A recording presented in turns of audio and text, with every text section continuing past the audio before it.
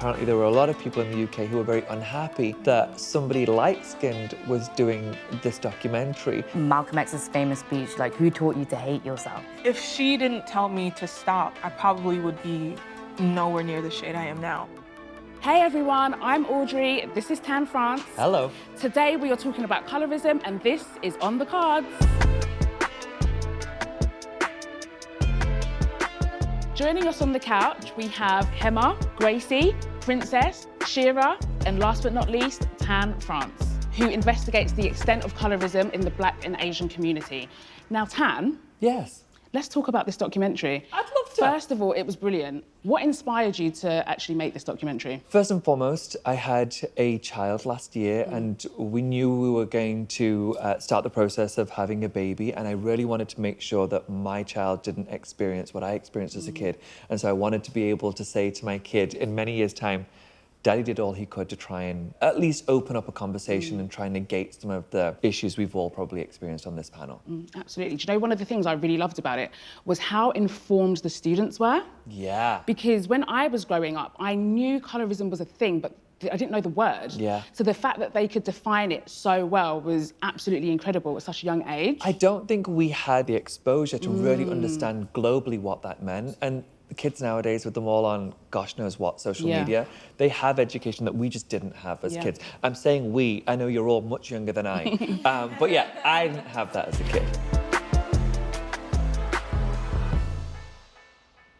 What do we all define as colorism? I would say that colorism is the hatred of dark skin and rooted in anti-blackness. It's systemic, but it's towards darker skinned people. And I think that's where the confusion comes in. I suppose the thing about colorism is that although the hatred and the worst effects of colorism are going to be felt by dark-skinned women, it benefits no one. Even if you think you're benefiting from light-skin privilege, which you are in many ways, that's not necessarily a positive thing. What I'm hearing you say is that regardless of your skin tone, a person of colour will experience colorism. I think that it's a damaging message to say that if you are light-skinned, it negates colorism. That isn't the case at all. I feel like it's really important to really understand the definition of colorism, because colorism, that word, is about the treatment of darker skin tones. And like saying that as a lighter skinned person you'll experience colorism, it's kind of like when people say reverse racism, some people say reverse colorism. It doesn't exist. It's like you do get discriminated in your own ways. Like no one's trying to ever take that away from you. And it's not like a competition, like, well, you've gone through, well, I've gone through this and you don't know. It's Can I not add that, it's something? just... When a light-skinned person gets told to stay out of the sun, they're being told to stay out the sun to maintain their light complexion. When a dark-skinned person is told to stay out the sun, we're told that we shouldn't get darker. Any darker. I got told that as a kid. It's not like we're ever trying to take anything away from other people's experiences, but to define certain experiences as colorism, if that's not the definition, we need to make that clear.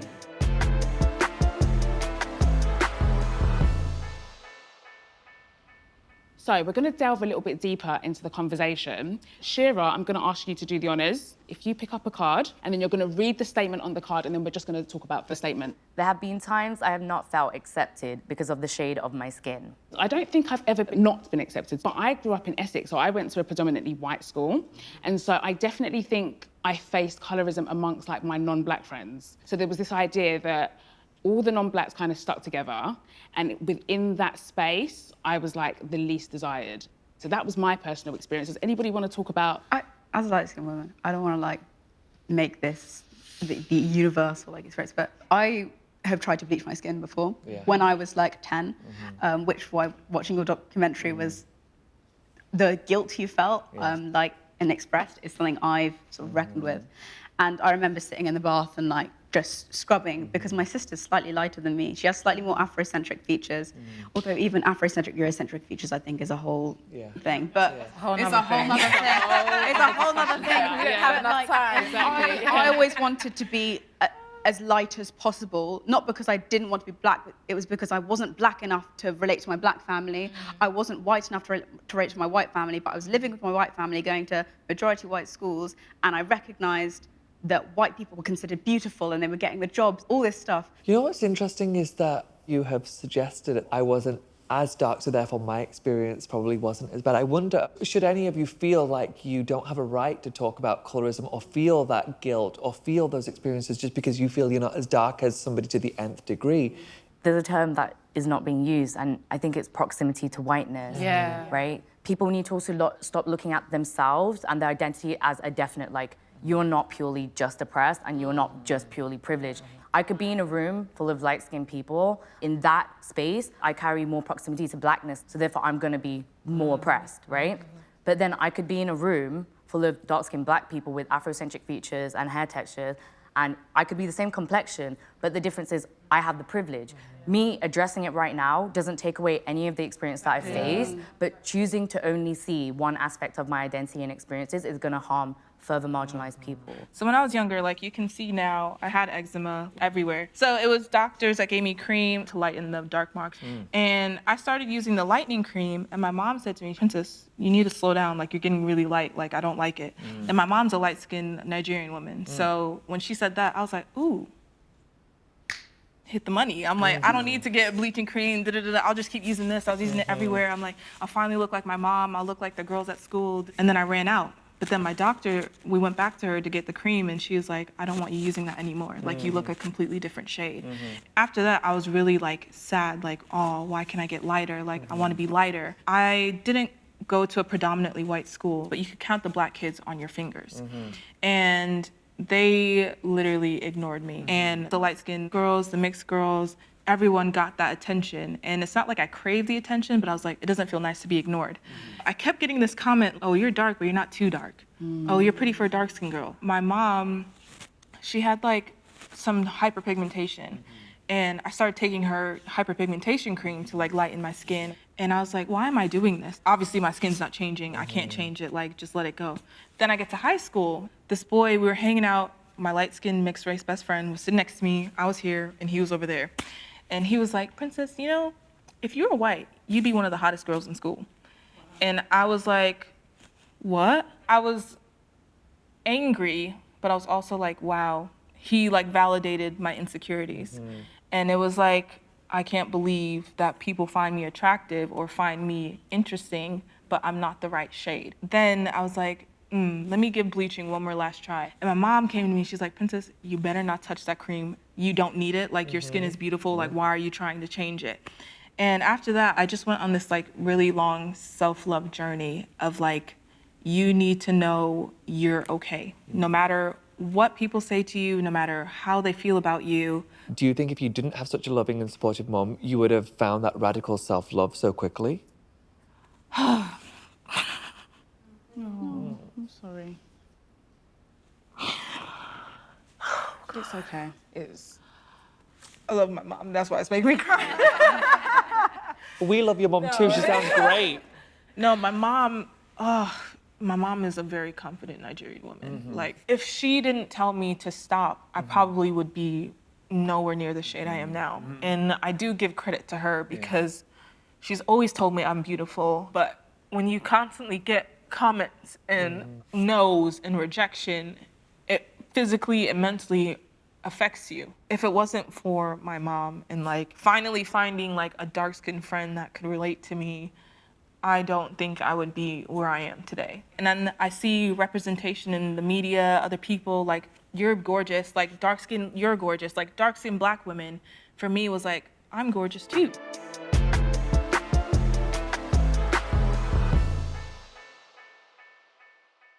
So many of the comments that I got when we announced that we were doing this documentary, I was talking about how much I hated skin bleaching products. I was encouraged to use them as a child. And the amount of people from other countries, not the West, were saying, you don't understand, you're trying to take this away from us. We need this.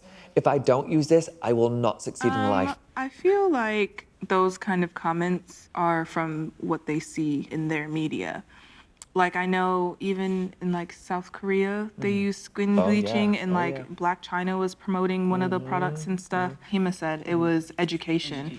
Literally, education. that's what helped me. Like when I was in school, we went back to Nigeria like 2008, and seeing my cousins, my family, with skin like mine, just thriving. People in the markets calling them beautiful, and I'm like, why am I getting treated like that over there? And over here, it's like beauty, you know? I personally believe that bleaching cream should be completely taken away, but I think it all comes down to like radical education, not stuff, you know, having it shoved in your face. What even taught me to love my dark skin and my Tamonas was actually learning a lot about Black liberation groups. And the reality is even the spaces that we have is because Black people paved the way for us. Malcolm X's famous speech, like, who taught you to hate yourself? It was asking that question to you. She got I get it. You know, asking that question to myself.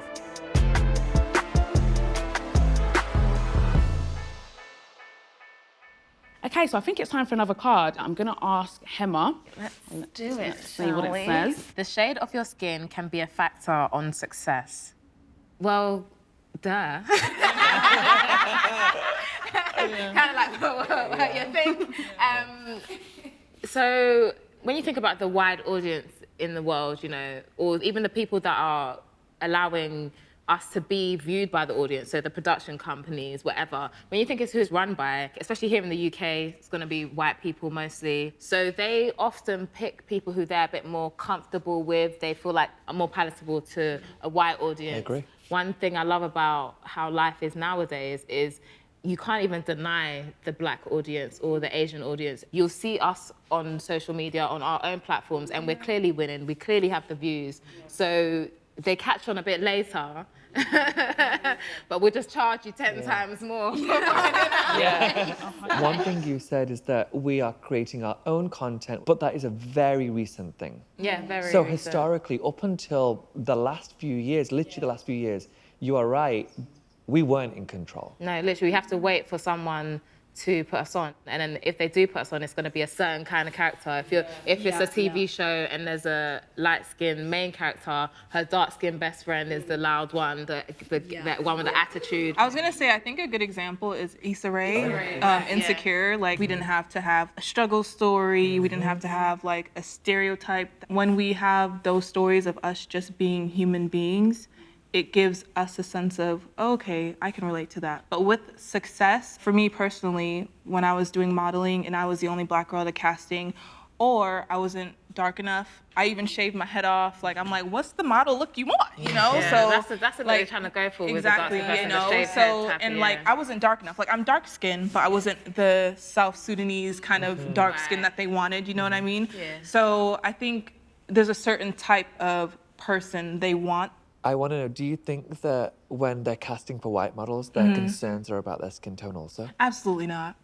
Maybe freckles, ginger hair, brunette, short cut, blonde, but never their skin. We were talking about casting, and that led me onto a question I wanted to ask you, Gracie, because you're in the world of acting. So how does all of this play out in your field?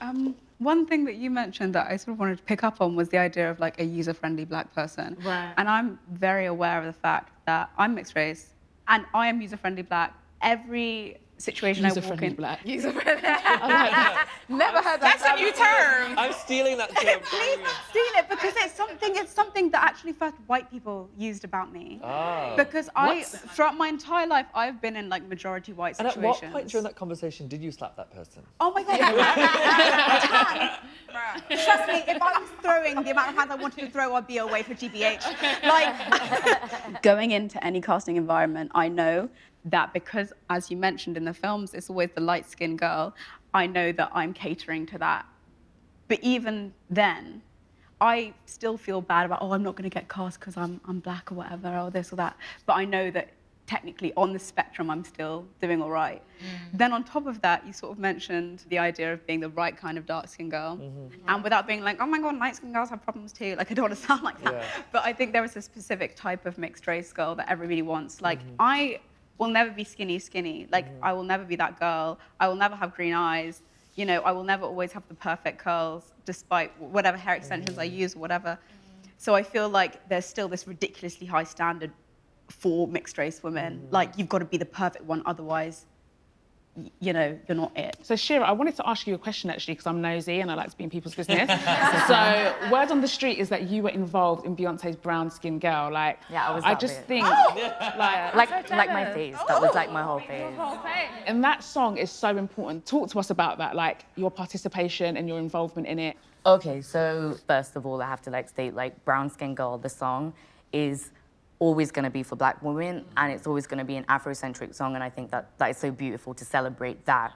As a dark-skinned Tamil person, you know, coming from a South Asian community that is further marginalized, it was really important for me to represent the Tamil community. So like, even from the way that I had my hair to the type of jewelry, I wanted it to be identifiable to Tamil kids when it first came out. The amount of Tamil kids were like, that's a Tamil kid on like that's the like, because growing up, so much of the South Asian people that I did see were light-skinned, Punjabi, North Indians, and obviously there's a lot of anti-Tamilness that exists within those communities, and I faced a lot of anti-Tamilness and colorism that was directed towards me. I was also there seeing a lot of like Punjabi, North Indian kids, the same communities of people that also oppressed me. They were like, oh my God, South Asian representation. I was like, I'm gonna have to reel it back. Right, yeah. Because first of all, do you know what I mean? I had to remind them, like, I don't mind you know, being uplifted by that representation, but for so long, using Tamil ethnic people as an insult, and all of a sudden now I break into mainstream, you want to claim me as that. So it was addressing that, but also then on a wider scale, telling South Asians, like, look at what Black women are doing for us. And our, you know, film industries can't even pick someone that looks like me. So, first of all, thank you, Black women.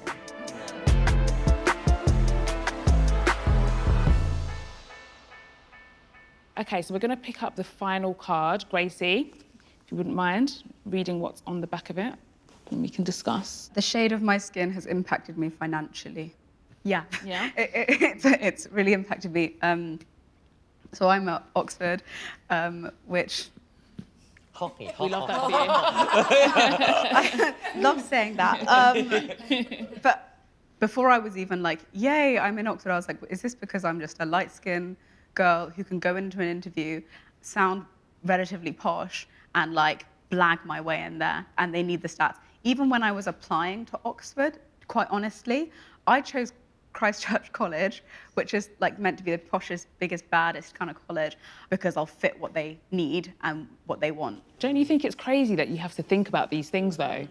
That's wild. But sorry, just to touch on that, but I think that a lot of these spaces wouldn't still have even people like me in their building if it wasn't for social media and us making noise about the fact that we're not in these spaces. I would definitely say that my skin tone has affected me financially, especially maybe in the beginning of my career. And then even now, like, I'll see someone who I don't think they have done as much as me. Not to like... No, talk It's it true. up. I might be doing something, I might be doing some kind of advertisement, and then I'll go onto their page and I'll see they've done the same advertisement, and I've seen that what they've done is barely any effort. We shouldn't be on the same page, but how much did you get paid? That's the thing, and that's really important actually, because there was something about the influencer pay gap, right? And the differences between, you know, your white counterparts, your mixed counterparts versus the darker skinned counterparts, and the disparities in what we're paid.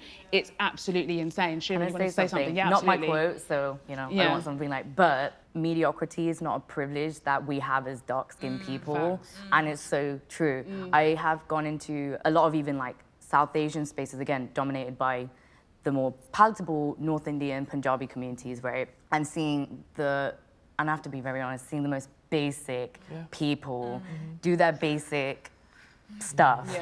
But I have to go into every space and be the top of my game. They don't understand that in that situation, they are the white people. They can walk in, they can be basic, even to the point of how they dress. I walk into a room and obviously all eyes on me, but as I'm saying that, I'm looking around, I'm like, where are the other dark-skinned people? Where are the other Tamil kids in here? We've talked a lot about women. Do you feel that there is a justification for Black men, darker-skinned men, to feel the same way? In our documentary, we feature a young Black man who was bleaching so heavily. Yeah, that made me cry. Yeah, I saw that. I understand him very well. Like, you get treated differently the moment your shade changes. And for me, when I saw the pictures of his hands, that's when I broke. I was like, that could have been me. Yeah. For him, as a dark-skinned man, he will feel everything that we feel. Yeah. For dark-skinned women, we are masculinized and we're also seen as aggressive, angry. For them, people are scared of them. You know, how light-skinned dudes act, how dark-skinned dudes act, like, and they have those skits, you know what I mean? Yeah. So, like, they will feel it. And for them, as men, where are their spaces to talk about that?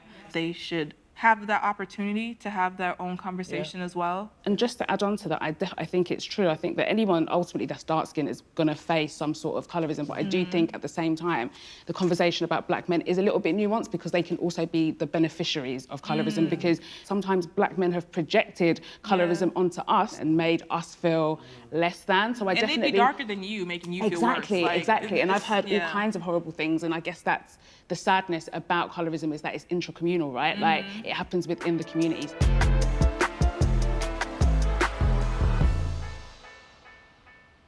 What kind of final thoughts do we all have about how we can dismantle this and make it better for the future? Me, as a dark-skinned woman, I'm never going to change anything about my skin so that people can see me in my entirety and look at me and know that they can get to these type of spaces. Also, when I see issues happening, like, this is why sometimes I don't really like being on camera too much. I said to someone, oh, the lighting's a bit off or whatever, and they said to me, oh, don't blame the camera. But I saw it and I said, you know what? When I own my production company, we're gonna have people who know how to light up black people properly, so I won't have this problem. So it's just like, just even being mindful of the issues and knowing that you can change it. And again, even us just all supporting each other.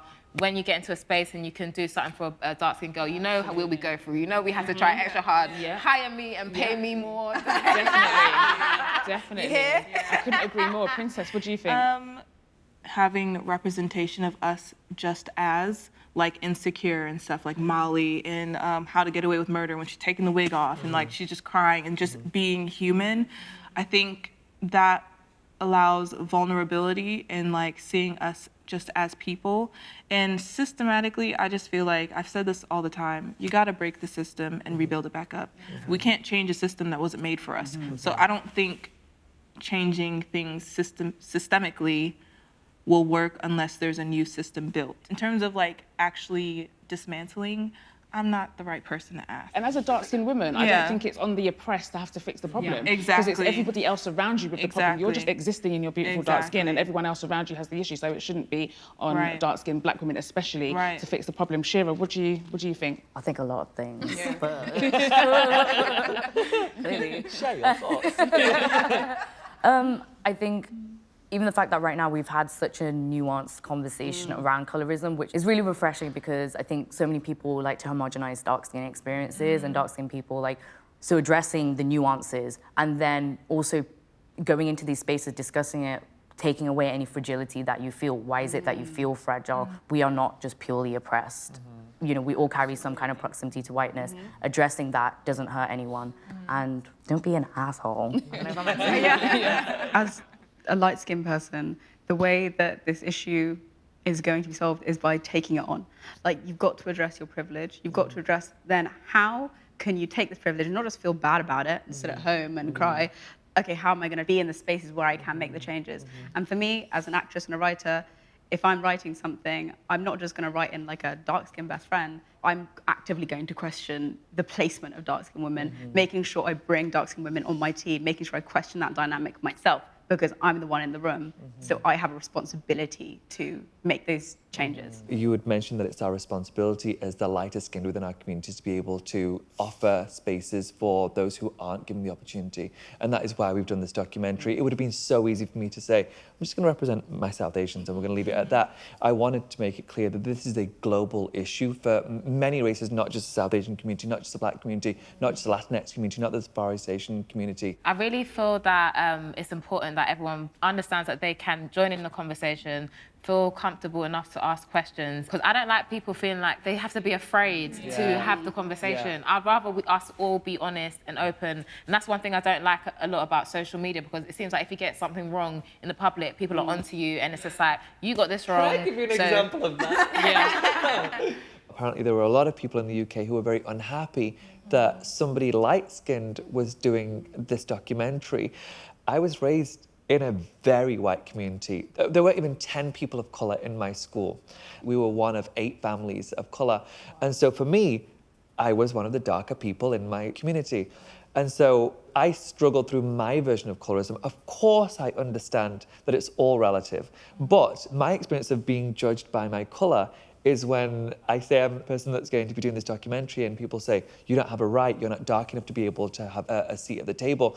We need to understand that everyone's experience is relative. Do not get me wrong, I'm not stupid enough to believe that my struggle is the same as a black woman's in particular, especially a dark-skinned person's experience. However, I think we have to understand that we need to allow, as you said, room for conversation without judgment. So we can say, let's talk about it. Let's open up the conversation. We're not saying that we all have the same experience, but if we don't talk about it, it doesn't stop.